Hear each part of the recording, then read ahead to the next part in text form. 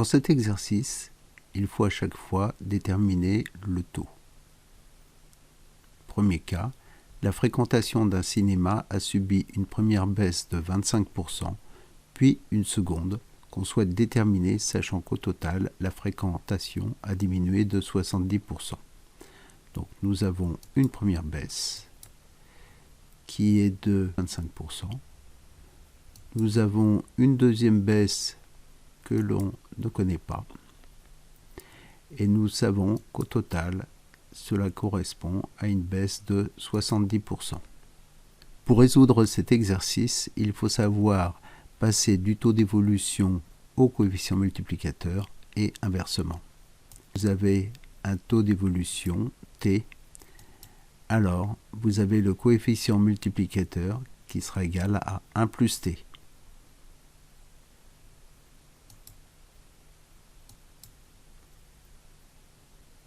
La première baisse, c'est une baisse de 25%. Donc le taux d'évolution sera de moins 0,25. En fait, on a fait 25 divisé par 100.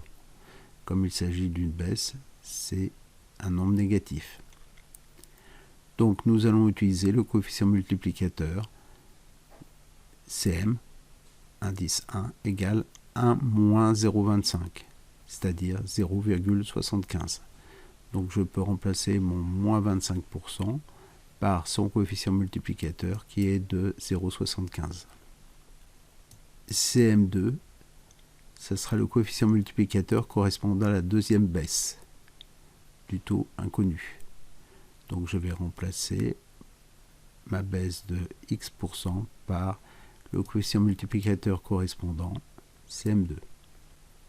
La troisième baisse, c'était de moins 70%, donc le coefficient multiplicateur sera 1 moins 0,70, c'est-à-dire 0,3 ou 0,30. Les baisses sont successives, donc les coefficients multiplicateurs se multiplient. Nous allons donc avoir 0,75 multiplié par CM indice 2 qui sera égal à 0,3. Nous aurons donc CM2 égale 0,3 divisé par 0,75, c'est-à-dire 0,4. Nous avons ici le coefficient multiplicateur. Il faut chercher le taux correspondant. On le trouve facilement en faisant 0,4 moins 1, ce qui nous donne moins 0,6. Donc la seconde baisse était de 60%.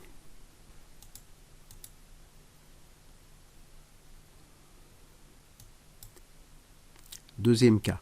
Après une augmentation de 20%, le prix d'un article est de 102 €. On vous demande de retrouver le prix avant l'augmentation. Nous utilisons toujours les coefficients multiplicateurs. Le coefficient multiplicateur est égal à 1 plus t. Il s'agit d'une hausse de 20%, le taux d'évolution est donc de plus 0,20. On utilise le coefficient multiplicateur, CM égale 1 plus 0,20, c'est-à-dire 1,20. Nous avons la valeur initiale, on la multiplie par 1,20, nous trouvons la valeur finale qui est égale à 102. Donc pour retrouver la valeur initiale, nous allons faire 102 divisé par 1,20, c'est-à-dire 85.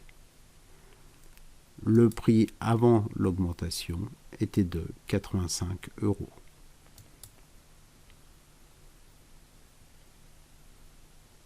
Troisième cas. L'entrée d'un spectacle a baissé de 20%, puis subit une augmentation pour revenir au prix initial. On vous demande de retrouver le taux réciproque qui annule la baisse de 20%.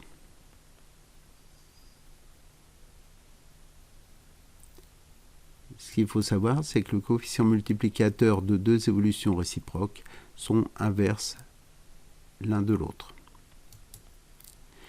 Il s'agit d'une baisse de 20%, donc le taux d'évolution est moins 0,20. On utilise le coefficient multiplicateur 1 moins 0,20 égale 0,80. Le coefficient multiplicateur du taux réciproque sera donc égal à l'inverse de 0,80, c'est-à-dire 1 sur 0,80, soit 1,25. Le taux réciproque d'une baisse de 20% est alors t égale 1,25 moins 1. Donc t égale 0,25, soit une hausse de 25%. Quatrième cas, le prix d'un article passe de 360 € à 252 €. Calculez le taux d'évolution correspondant. Le taux d'évolution est donné par la formule t égale valeur finale moins valeur initiale divisé par la valeur initiale. Donc pour calculer le taux, nous allons faire 252 moins 360 divisé par 360. Il faut bien diviser par la valeur initiale, ce qui va nous donner moins 0,3, soit une baisse de 30%.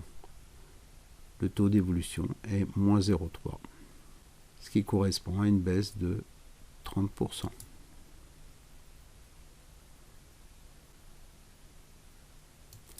Enfin, le dernier cas, un prix a subi 2 baisses successives de même taux. Au total, il a diminué de 19%.